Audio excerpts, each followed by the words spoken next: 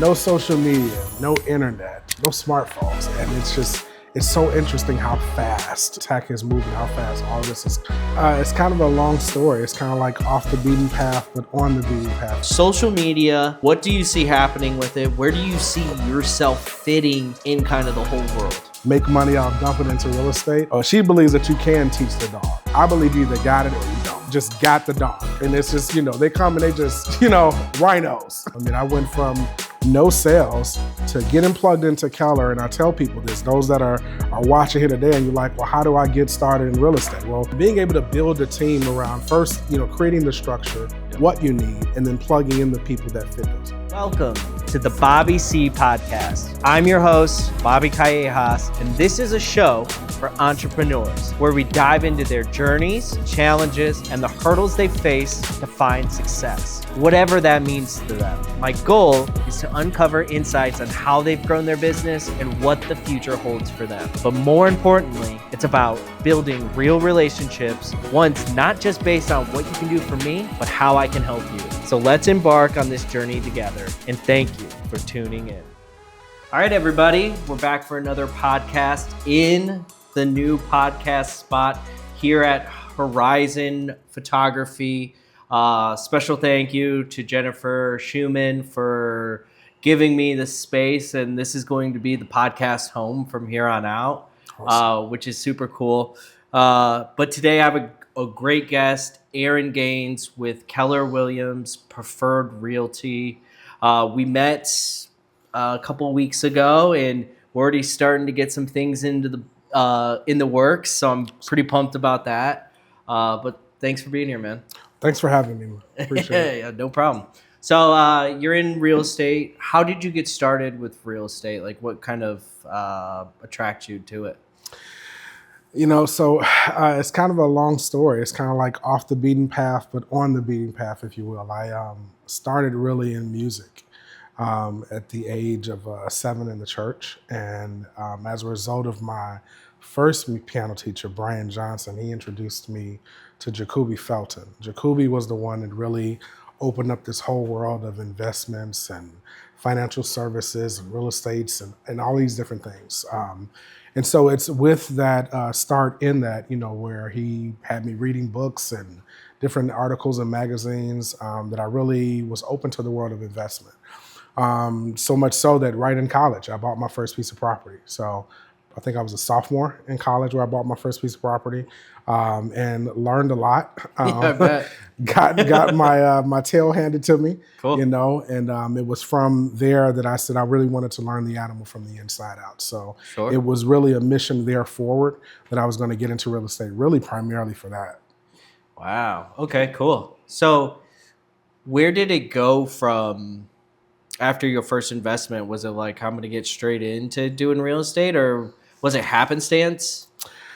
Again, it was, I'm thinking this was just going to be something that's going to be like on the back burner, like kind of, trotting along with me in life. As I make money, I'll dump it into real estate.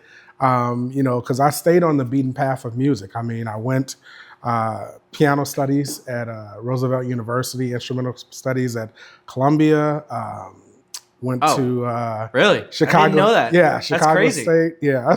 It's crazy. Chicago State music ed major. I play 4 instruments. I sing. Sure. And so I was really following that path. I started teaching CPS. I was in Woodlawn community. Nice. I did K through 6, K through 5 at another school. Said elementary wasn't it, so let's go to high school. So I went to Farragut in Little Village, and I was like, okay, well, that's not it. Let's try middle school. University of Chicago charter. So I was really just in education. It wasn't until about June of 2013 where I said, okay, well, I love music, but I just did not see being in the classroom, and I wanted something that really could springboard me into having this big life. I've always wanted this big life. Sure. And my dreams are way out there, And so I said, all right, well, let's kind of start in the world of sales. And I really started into the field of direct sales, network marketing, relationship marketing. And it was there that I really got the sales engine going.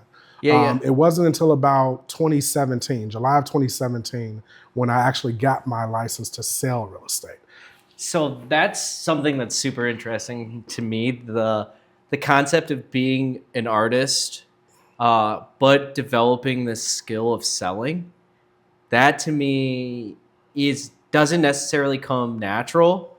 But the more I've done it, obviously I get a little bit better. I've figured out kind of my way. Yeah. For you, did it come natural, like the whole selling? Because that's what your job is, really, right? I feel like, part of me is, and maybe this is like the limiting belief or the imposter syndrome or something, because Sure. part of me is kind of like, no, it didn't come natural. Like I had to work my butt off with this. But the other part of me is like, maybe it's always been natural. My family, we're a long line of entrepreneurs. My Sure. grandfather raised 8 kids on an 8th grade education. And, he had a farming business. He had another agriculture business over here. He had another business over there. And he helped raise those kids. I mean, you're talking about doing B2B like Sure. we do now. Yeah, yeah. I mean, this was in the beginning. Had a contract with the bread maker and with the milk, the meat, the butcher, whatever. So to make it happen for those kids. And then my uncle transcended, here to Chicago. Him and my cousin, Ronnie, he had a huge auto mechanic and car hauling business. And, they started like a dealership together. And the next thing you know, my uncle starts one of the most successful businesses on the South Side, Mr. G's. A lot of the listeners probably know. It was a supper. Yeah, it's called Mr. G's. It was a supper club and entertainment center on the South Side of Chicago. So all that to say, it was in my blood. Yeah. I didn't know it was in my blood. Yeah. And it was just kind of like one of those things that was just kind of, under the surface and just waiting to be kind of like turned on, if you will. But I think through the direct sales training, and some of the mentors that I encountered, I remember this one guy, he was like, man, you got the natural gift. I was just like, he was like, man, he's like, really for you, the moment that you can understand what I see, if you can see what I see in you, he's like, when you get that, oh man, it's over. He was like, I see it. I could smell it on you. I could hear it. Sure. He was like, and it was just like hearing this stuff, man. I'm just getting started. I'm a little pup in the game. Yeah. And he's like, and he's like, man, in my 20 years in direct sales, he's like, honestly, he's like, I don't tell a lot of people this. He's like, I don't think I've ever told anyone this. You probably one of the best people I've ever seen present. Wow. And I was just like, wait, like the weight is like, okay, so there is some natural to it. There is some, to that it, you man. Can't teach. But once you get the reps in. Yeah, because, and I even say that now as I talk and I recruit agents, like part of it is, and, sometimes I have this philosophical disagreement with my fiance. She's like, she believes that you can teach the dog. I believe you either got it or you don't, right? Oh, fair I enough. just think like there are folks that just got the dog and it's just, they come and they just, rhinos. I agree, but I think this the expression of hard work beats talent when talent doesn't work hard. So I do think there's a level to game, like to whatever game. Like some are just dogs, and no matter how hard you work, if they work hard, you're never going to be as good as them. But like I said, I'm of the like, if you keep grinding, you can get pretty good at almost anything. And I agree with that. I think that there is the natural and there are the adaptive or the nature, the nurture. Sure. There's so many different philosophical, beliefs around this. But yes, you can have the natural gift and you could be naturally gifted or talented and lazy. I just know people like that. Or you could be like, me, I've always been, and, I remember when I first came to Keller. And, I'm coming from a small boutique brokerage, 2017, didn't know anyone in the sales side of real estate. This office was primarily rental. Sure. And so coming over to Keller, and they're introducing me to the world of real estate sales. And one of the biggest dogs in that office happened to be Frank Montreux. And they're like, do you know who Frank Montreux is? And this and that. I'm just like, who is that guy? But I remember sitting down with him and he asked me a question. He said, what's your superpower? And I'm like, of all the interviews I've been on in my life, what the hell do you mean, what's my superpower? Like, I don't know how to answer that. I was like, you know what? Give me a minute. Let me think on that. Yeah. And it wasn't a couple of weeks later, I finally had an answer for him. And I said, I think I got an answer for that question. And he was like, what question? He forgot what question it was. I said, what's my superpower? And he was like, oh, yeah. So what is it? I said, I think it's my work ethic. He was like, what do you mean? I said, if I follow the patterns of my life, whether I was at the Park District, when I was a junior recreational leader, springboarded myself to being a lifeguard, to being at McDonald's. and then, getting tips in the drive-thru, believe it or not, saying welcome to McDonald's and taking an order, to being a crew chief. I'm talking about in lightning speed, so much so that my owner of the restaurant that I was at, he wanted to sponsor me, to send me to McU to learn how to be an owner. That's crazy. And that's just because of my work ethic, and I was just ball busting it out. Do you think this is a conversation I have with people all the time? I think, and I don't want to negate hard work, but I think hard work is the prerequisite to anything. Like, it's like, and everyone doesn't work hard, but like there's another level to whatever game you're in, and like working hard's just like, that's the standard. Yeah. You know what I mean? I agree. Do you see that? I again, in the time post-COVID, where it's like, hey, you just, whisper in the wind that you're in real estate. They're like, hey, I've been waiting to say, man, I'm trying to buy a house tomorrow. And it's like all of a sudden people that were nobody, all of a sudden was somebody, and they were selling houses. Sure. And that really wasn't, that was like an artificial time in real estate. It wasn't really the real market. Sure. Now it is, you either got it or you don't, all right? Either you know your stuff or you don't. And so I really think that, coming over to for myself, Keller, getting the tools, the training, and the tech, that's really all I was missing. Yeah. I had the natural, innate within me to make it happen. Sure. I asked my mentor, Frank, hey, what did you do? Coming from Connecticut to Chicago, not knowing anyone. He said, I had the white pages and I had a rotary dial phone, and I did this for 12 hours. And I was like, these are like, imagine that 7. You got to wait for that boy to come all the way back around 7. He's like, I did 200 phone calls or whatever it is. In 12 hours, man. And I was like, if this guy can do this, so much so 43 years later, he now has a multi-million-dollar organization cooking 400 transactions a year. Yeah. And he can do that from this. We got CRMs and smartphones. And as one guy used to say, we got smartphones, but we're doing dumb things. Like we got all this tech now. And I can't beat this guy.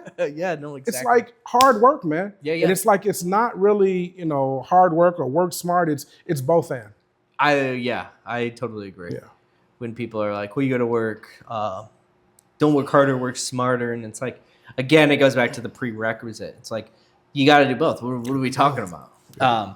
So when you're now with Frank and them, where'd you start at? Did you always start with them right off the bat? No, right. I was at a small boutique brokerage in South Holland called BCI Realty. Cool. I was like one of 2 brokers in the office. Just wanted to start, I don't want to say like it probably was a great learning experience. What kind of drove you to kind of go with Frank? So again, I was at BCI because my best friend got me into real estate. He was just hammering me. He was like, hey man, you're doing this stuff over here in this network marketing. You need to come over here and sell real estate. Yeah. These people will be looking for you. You don't have to go look for them. And I'm like, okay. And after a while I said, fine. We believe in sales that every 90 days or so, there's a change window for people. Sure. And so I happen to be in a change window in my life. Sure. 2018, going through a divorce. And I'm like, I could use a change of scenery. I could use a change. Like let's see what it is. Let's go have an interview. Let's just see. Let's just see what happens. The worst, is nothing happens, and then I can go back. Whatever, And so I went, and it happened to be one of the best decisions I ever made in my life. I went from no sales to getting plugged into Keller. And I tell people this, those that are watching here today, and you're like, well, how do I get started in real estate? Well, we've already talked about hard work, but I dialed. And I'm talking about getting started, at Keller with the training. And I dialed for, just 3 days shy of 7 months before I closed my first transaction. Sure. Now, it took them about, I don't know why, 3 months to actually get that check to Keller. So imagine working for 10 months, no pay. Sure. But I knew I'm just stacking the deck, it's coming. Yeah. And I know once the first one falls, it's falling. Yep. And so I just kept going, man. So I didn't know who Frank was. I didn't know who Keller Williams was. Yeah. Don't know who Keller Williams is. That's right. I just recently found out it was 2 guys. One named Gary Keller. No. But yeah. That's cool. Yeah. You got a divorce. Sorry about that. That sucks. So you made a change. Where do you mostly work from, and like where's kind of your target area that is your bread and butter as far as south suburb, south side, north side? Yeah, our team, majority of the business that we do is in the south suburbs, South Chicago markets. They consider our king like the king of the South Side, if you will. And it, people think like, Frank gave himself that name. Yeah. Someone gave him that name, like, hey, king of the South Side, just due to the amount of deals that he was just crushing in the South Side. Yeah. And I guess I recently was given the proclamation also by someone else. They called me the Prince of the South Side. So I graciously accepted the proclamation of being coordinated the Prince of the South Side. But yeah, that's what we do. Majority of South Chicago, South suburbs, but we work all over. I mean, I've sold as far north to Zion, south to Kankakee, probably as far west Sandwich. So we do, of course, the 5 local Chicago metro counties, but stuff in the surrounding as well. What type of person are you working with? Is it first time home buyer? Are you working with the buyers, sellers? What's kind of your thing? Yeah, majority of my scope is really on the retail side. I love working with buyers. It's just something about being able to, we talk about the different markets, but and I've sold in them all, but it's something about the folks in the South Side of Chicago, especially those folks that didn't think they could get a home. Sure. And you get them started, you work on their credit or you work on their assets, you get them pre-approved, you walk them through the process and you hand them those keys, and to see the amount of gratitude and just how gracious they are. And it's like, man, you're blessed to be a part of that story. Mm-hmm. And I've had that happen so many times, man. And these clients are now family. So, it's one thing I love. I love working with first-time home buyers, sellers, and then, yes, of course, I do work with some investors as well. How'd you get kind of in the retail kind of aspect of it? Where does that, like, how do you start there, or even just get in that little pathway? Yeah, I mean, for most realtors, they teach us to kind of, pretty sure if you talk to you poll, the realtors, majority of them go do their lead gen in these spaces every day, in pre-foreclosures, for sale by owners, expired and canceled, listings. Yeah. And when I got started, I was like, well, and I don't know, whatever. My mind was just kind of weird. It was like, well, if everybody's going over there, you want to zig when everybody's zagging. Yeah, I was like, well, let me go over here. Yeah. If they're all focused over here, let me go over there. And so on my team, I noticed that, we were really investor, developer, wholesale heavy. And that, seemed like a lot of agents were really there, but no one was really taking on like the retail side of it, where, because of course, as the brand gets big and, you are selling in these markets, people, when they just mom pop seller, mom pop buyer, just one-off transaction, not selling 20 deals a year type of investor. They're going to still come to you because you're a known brand within that geographic area.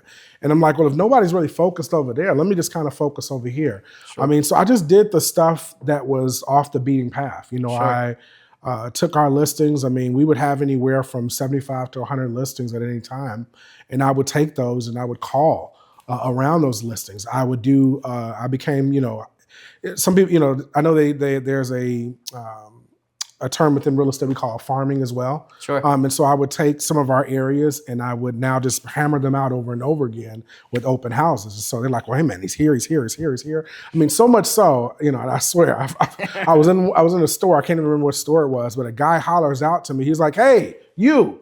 And I'm like, I don't know who he's like, yeah, you the sexy house man. And I was like, sexy house man.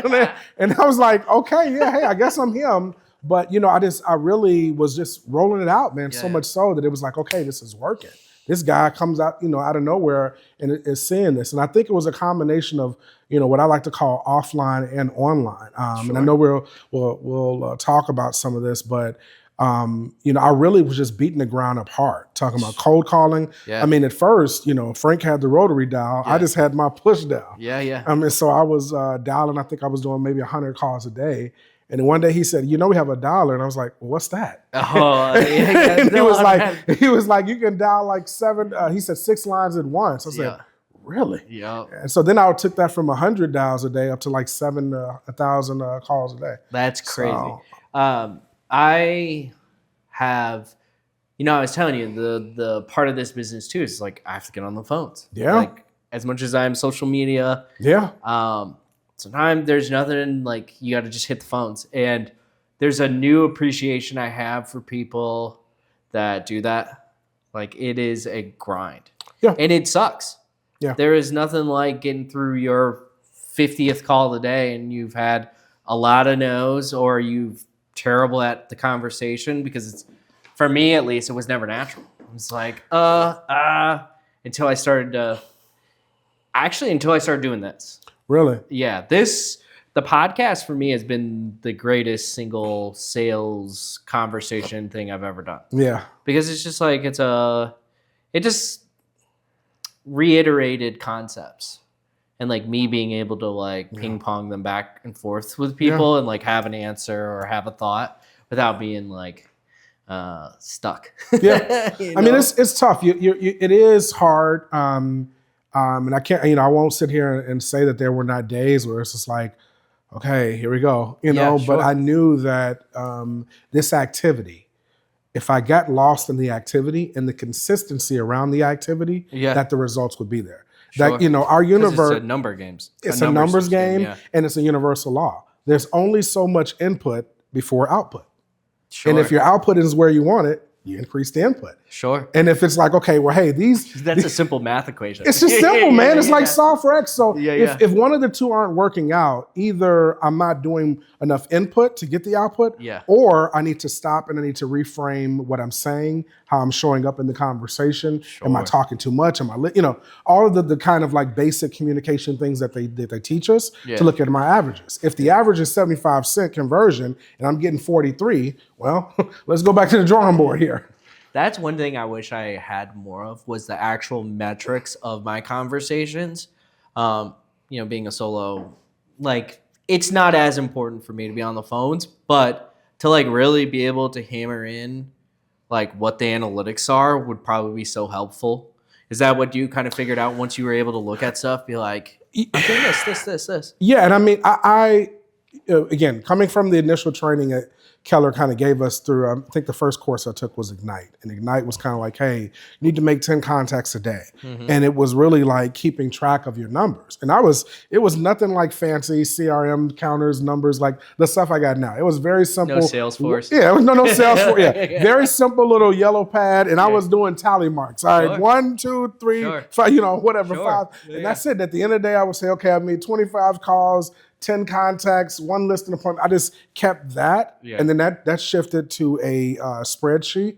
And then now I have this system where I'm able to I put in my year goal and it tracks out everything. How many appointments I need to have, boom, boom, boom. So I get to know. Per month, per week. Dude. Everything. Down to like I know how I'm trending. Yeah, if my conversions are off, then okay, cool. I can look at this week over week, month over month. I need to make adjustments here, whatever have you. So I've become, very like anal on, but I mean, again, starting from that yellow pad to now about the numbers, man. Like I said, if you don't know, clarity is everything. Clarity is power. Yeah. So if you don't know that you're trending 43% and you should be at 75%, how can you ever make that adjustment? Totally. Or know that what you're doing, like course correct. It's like literally like a coach at halftime.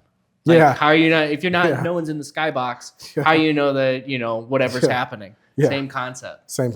Man, that's cool. That's a part of business as we kind of morph from the backstory into like just business in general that I find really interesting that I don't think that's a little bit more under the surface is the concept of the numbers and like what numbers are telling you. Yeah. Part of this, like once I started to like kind of sell the podcast and like what this could be, I was like, well, let me take a look at it. I've done 25 of these. How many are clients? And I realized that half the ones I've done are now clients. And I'm like, that's a crazy close rate, and I get the content and these people like, right. This is a sales conversation, absolutely. Without it even, but that took me a second to think about it and like to put it down in paper and was like, oh wow, this is amazing.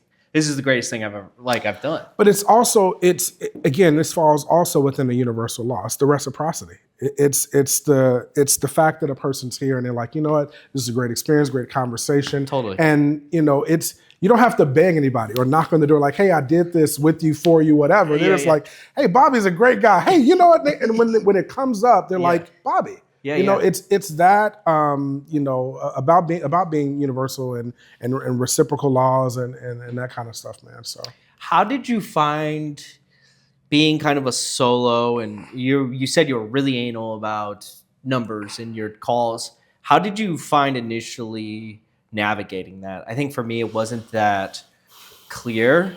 So it was like a bunch of bruise, like a bunch of falling down. But how did you navigate like becoming consistent with the numbers, with yourself, with getting up on time, all those things?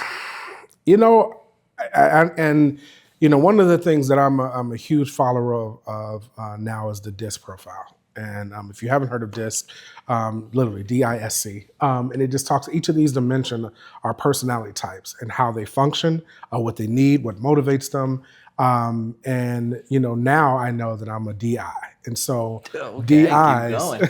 Keep going. Let's go. so DIs are drivers. We're self starters. Okay. So no one has to knock on my door and say, "Hey, you getting up Get for moving. work today Yeah, or yeah. not?" So it's one of those things that's already innate within me. Cool. It's just my nature. It's naturally who I am. Sure. That I'm going to wake up. And once I knew that, it was kind of like they laid out the brick road. It was like, hey, Frank did this. He got these results. Yeah. There's some agents that come into the business and they try to recreate the wheel. It's like, here's the yellow brick road. They're like, well, I don't know. Let me see. It's like, what are you skeptical about? It's like, that's the way to go. Go it. And so Keep it simple, stupid. keep it super simple, or keep it simple, stupid, whatever. Yeah. Kiss, like we are. You've heard it, man. Yeah, This is sales stuff. Yeah. Whether it's in network marketing, whether it's in photography, whether it's in real estate, the principles don't change. Right. The principles of business don't change. The principles of KISS do not change. And so if he did that, he got those results. He just cold called. He said, hey, Aaron, do some open houses. And so I cranked this out over time, consistently. And it now is a habit. It's now a muscle. If I lay in the bed, I feel guilty. It's like, what am I doing? Get up, you know? So with the concept of being a self-starter or a DI, is that what you said? Yep. DI. I feel very similar to that. I really relate with that. But I know for me, the concept of, well, then I'm kind of a little bit of I have to do it all. And for me, I know that like, hey, I really can't do it all if I really want to grow. Yes. How have you been able to maybe come to that conclusion, or like, what are you doing to kind of help? Yeah, it's a journey. For sure. It's a journey because, one of the things I think that when I started in the business, I started off just, and I'll rewind for a second, then I'll come fast forward. I was in the class, and the teacher says, hey, when you can do 3 deals a month for 3 consecutive months, you're ready to go full time. You can kind of, wrap up your job or whatever. And I'm in the class like, dang, can I do 3 deals a month? Like, is this really possible? And so, you move from this like limiting, like total disbelief of even being able to get there to getting there. And so you're just really cranking it out as an agent. And I think over the last maybe 2 to 3 years, my mind has shifted from real estate sales agent to now CEO. Sure. And so when you start thinking like a CEO and you start, you have to, understand that you have to build your business like a business, you know? And, so we talked about numbers. I mean, one of my favorite shows probably for the last 5, 10 some odd years has been Shark Tank. Yeah. And I'm like impressed by how these guys can come and just, but they only got like a minute to give their spiel. Right. And before they're in or out. And it's like they have to know their numbers cold. And so with that, and in building, I'm like, I know I can only do so much at this current level. They have a lot of us at Keller read this book. What is it? What is it? Not the one thing. Millionaire Real Estate Agent. That's the one I'm thinking of. Okay. And so it tells you about the models and the systems and the 7 different levels that you build out. So one of your first hires is your admin.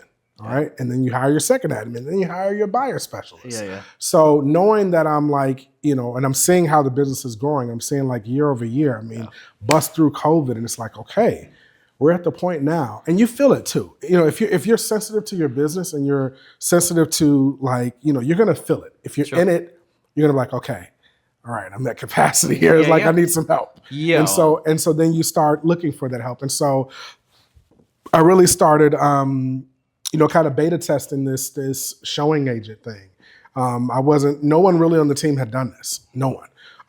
since, I guess Frank had been starting the team, but I said, if I add in a person here and I can leverage out some of the showings, Sure. perhaps I can do more on the list side, or I can go grab other business. Yep. Because, I'm not enamored That's in 3 or 4 hours. Yeah, enamored in all these showings or Yep. whatever. And as much as I love that, perhaps I can still take part in some of the processes. So, and I saw, through coaching one agent and getting them to on part-time, this guy still having a full-time job at Southwest. He matched my first year's production part-time. And I'm like, oh, so this duplication thing can work, huh? Yeah. Cool. That, very similar.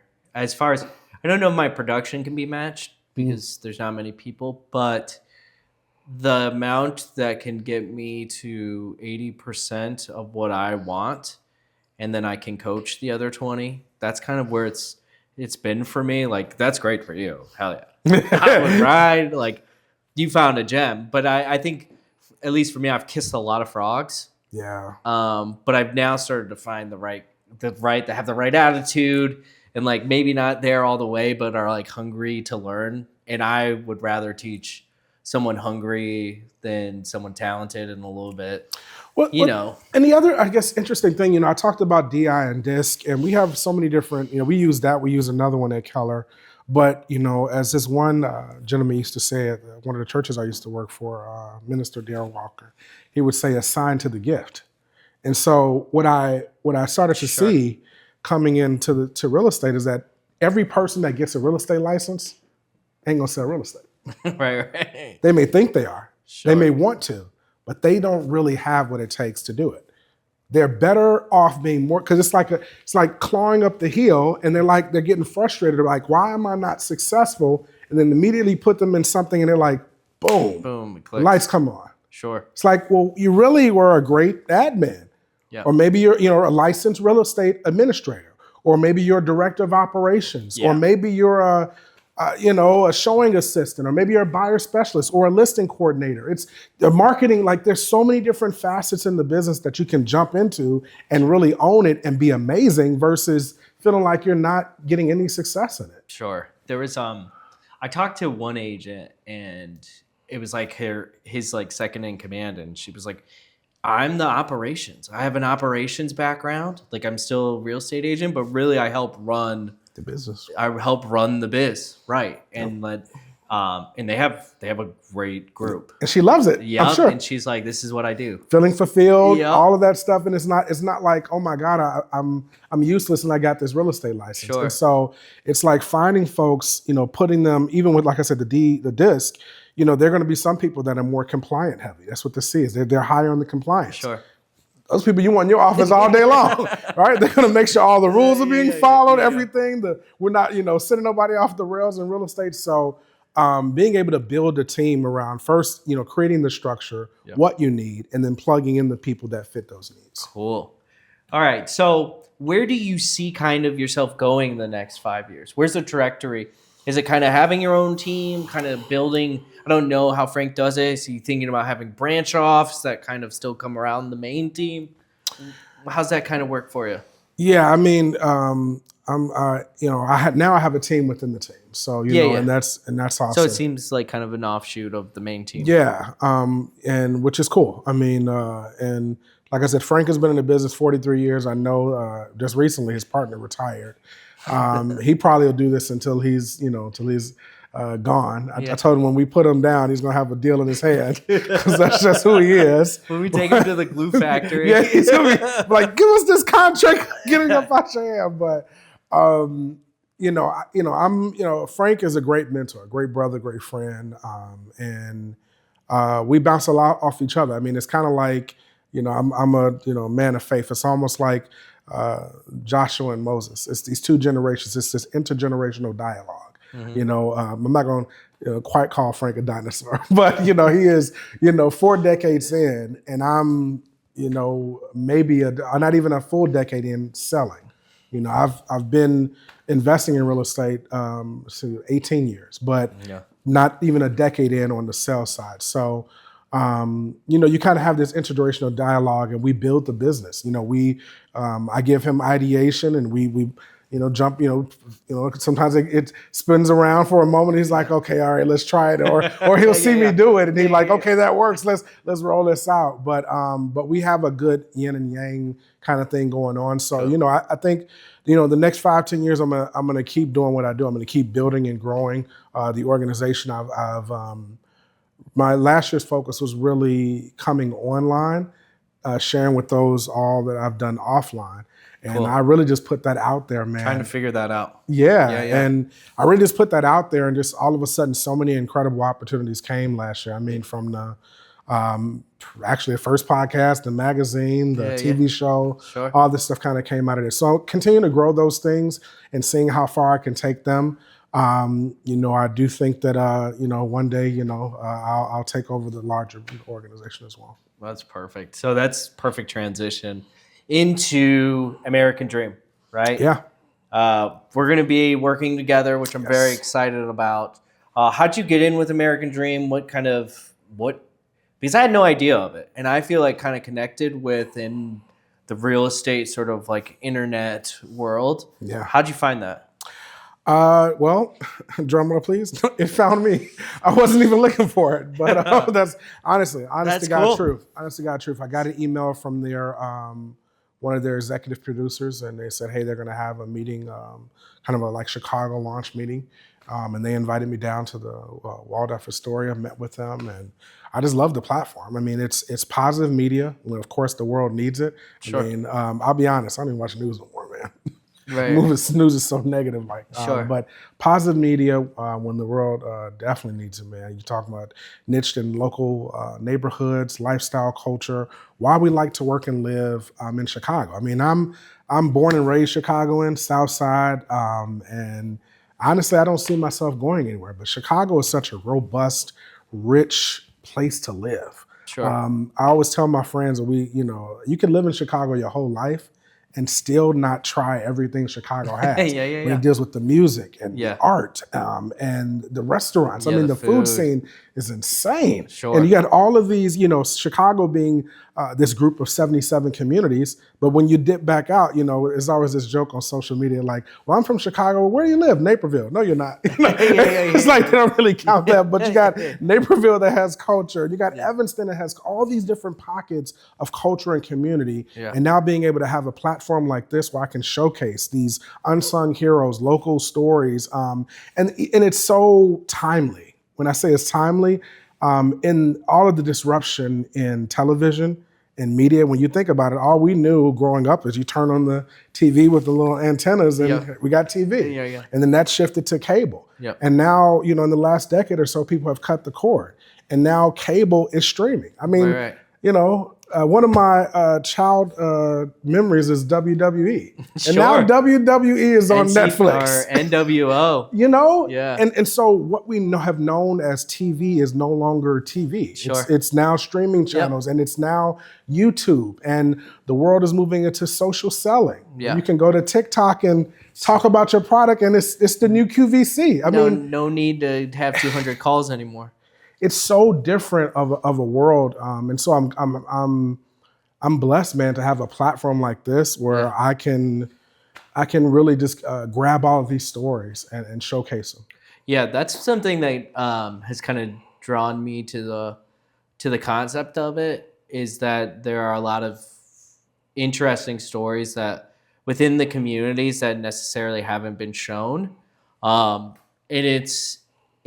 Like you said, there's like a lightness to it that I enjoy too. Yeah. As far as like not too overly, it's like really not political. Nope. It's just like I think like you have had enough of that to where I just like want something that's like, show me something cool in Chicago that's underground or not a lot of people know about it, that is like specifically unique to whatever neighborhood. Like I think we can come up with some really cool ideas. So I'm really excited to see how that turns out. Yeah. Social media. Yeah. Right? This is going to be kind of our final segment of the show. So social media, what do you see happening with it? Where do you see yourself fitting in kind of the whole world?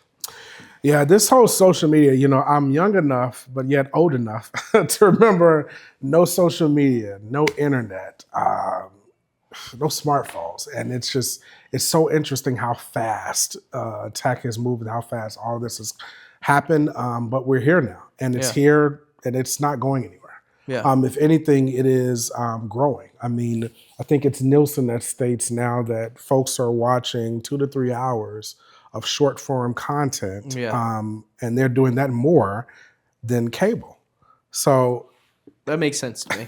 right? That makes sense. So here we have the American dream, where we have this segment that we can produce, and it's like, what they call those mini-sodes on YouTube, Yeah. and it's like essentially being able to do that. So I see that social media is going to be very huge, and the person that is and will continue to be very huge, shall I say, the persons that find themselves on there, providing relevant, good content and showing themselves as a force within their locale. I think that's going to be the difference maker. I mean, the mission for me with utilizing the American dream is to be, you might have heard me say this, the digital mayor of my town. Yeah. And so exactly. to grab all these stories and these features and these things, so when folks Google or even now, when they chat GPT, we didn't even talk about AI. I was about to say, when we talk about that, they will see, because chat GPT is just going to grab all of this data that's online anyway. I mean,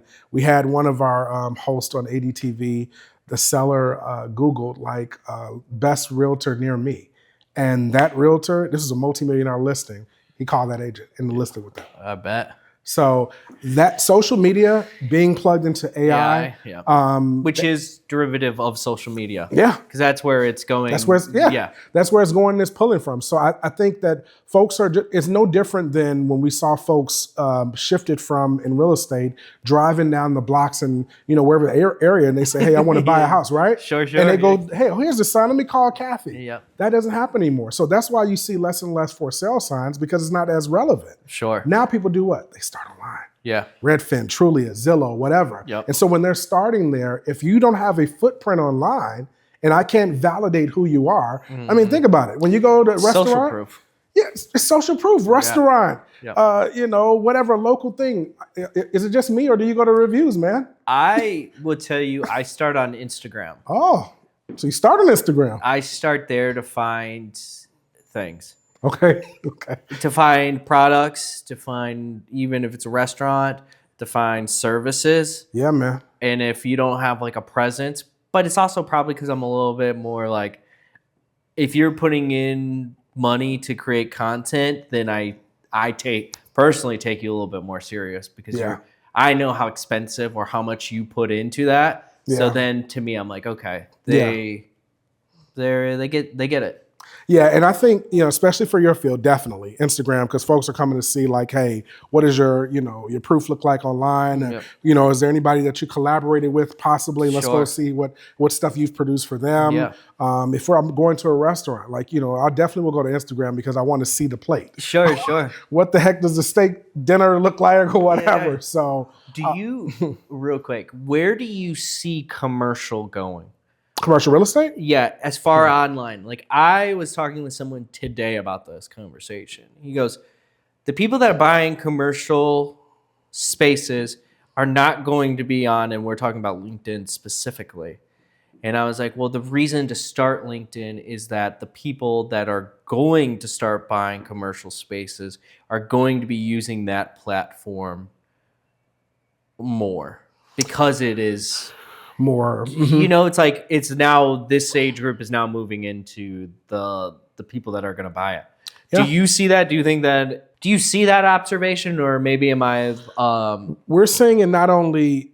So I'm gonna say this in two parts. So we're seeing that on the residential investor side. So when we're talking about like multi-units, we're definitely seeing like this change of the guard. Sure. A lot of people are like, hey, I'm tired of being a landlord, whatever, and listing a lot of these multi-units, whatever have you. So we're seeing that on that side. But then also flip side on the commercial side, which are multifamily or some of these other properties, not only is that same piece of just like ageism, if you will. They're ready to move out of it. Yeah. But also just due to the kind of like downturn that the commercial market is in. I Yeah. mean, COVID, I'm sure there are Probably books and destroyed it. articles and documentaries that are going to talk about the huge impact of that COVID has had. I mean, even on the downtown market, when you look at the downtown condos, I mean, it is just like got Or hammered. the Loop. Yeah, it's got hammered, man. I would love to see what happens if those I don't want to see this because I think it's really negative, but what will happen when some of those things start to go to default? Like, what does that do? I know this is kind of a little bit headier than social media, but like what that does to the economy as a whole. That will be interesting. There's some that are selling for like a huge discount. Like we just, and it was like one that sold for like 67% of what it was actually worth. So there are some that they're just offloading them, getting rid of them, trying to get the debt off their books. That's crazy. But I do think that the commercial, and again, we're seeing it even in real estate, the brick and mortar brokerage. Well, guess what? They're now powerhouse cloud brokerages. Yeah. There's so much that we've figured out how to do less, or more with less, if you will.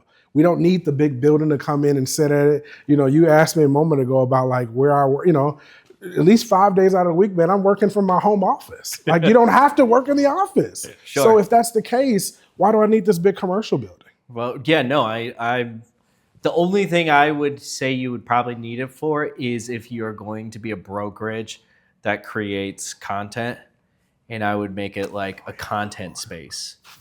And that would be about it. Like one team room, all content spaces that are changed to be different so that you could, but other than that would be the only reason. Yeah, I would say co-working spaces, I think, are still going to be in demand right now. Definitely spaces that are offering podcasts or production studios. But I mean, 1,000% in demand. If I was a real estate brokerage, that would be the only reason I would have a space. Yeah.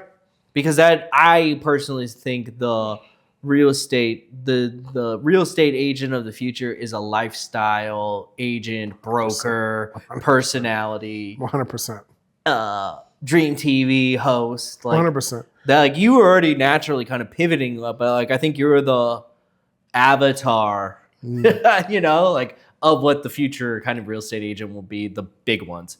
Because like if you even look like with some of the people that I've worked with, their brand online is so large, and they kind of market themselves as the number one agent downtown. And it's like, well, that's like the avatar of it too. Like I know that's a buzzword. But, But you know what I mean? But like that kind of is where it's moving, which I find. Yeah, and I could go endless on and on about it. But you're right though. I think, which is why, and again, going back to American Dream TV, where we're spending 80 to 90% of that segment dealing with lifestyle. Yeah. Because I mean, if we're honest, do you need another show to talk about cabinets and countertops and how many beds and how much square footage and how big is the lot and it sits on this tree? Like those things are important, but that's a part of that person's life. Yeah. The other lion's share of their life is where they go to church, where they shop at, where they take their kids to school at, the biking trails, whether they want to go to the local bars, that's the rest of the time that they're spending. I think I don't disagree with that. I think there's a time and a place for it. Like it's one piece of the total pie is the like, this is what houses in these neighborhoods look like. Boom. You're going to find a Victorian with X amount of rooms. I get that, but like when it is all just flash and no substance, I think we're in alignment of what kind of the industry has become online. You're going to see this as we do our work with American Dream, but here's their premise. We're in Ravenswood, and it's like, hey, Ravenswood, boom, boom, boom, it's great. This is great about the area, boom, boom, boom. By the way, here's this house that we have on the market that has 4 bedrooms, whatever. All right, cool, Mac here. And it's like, a quick little blurb off the real estate. Sure. That's what we're doing. That's awesome. Aaron, it's been a real pleasure talking with you. I hope you had a good time. Can you tell the people where they can find you? Yes. And anything you want to plug? You can use that camera. Yeah. Well, thank you again, Bobby. Amazing conversation. We'll be back to talk about other stuff, but this is the first of many. So I appreciate you definitely having me here. Look forward to our work that we're going to do with American Dream and beyond. But guys, you can follow me every handle I'm on Instagram, Facebook, Twitter. I'm on LinkedIn. Believe it or not, I'm on YouTube, Snapchat. All the handles Aaron DMG, double A RONDMG. Please like, follow, comment, share, subscribe, whatever. Would love to have you a part of the online community as we build this positive force in real estate. Well, Aaron, thank you so much. That's been the episode, guys. One more time, this was brought to you by Horizon Photography. Thank you for the studio space. We're going to be coming from here every other week, so take it easy.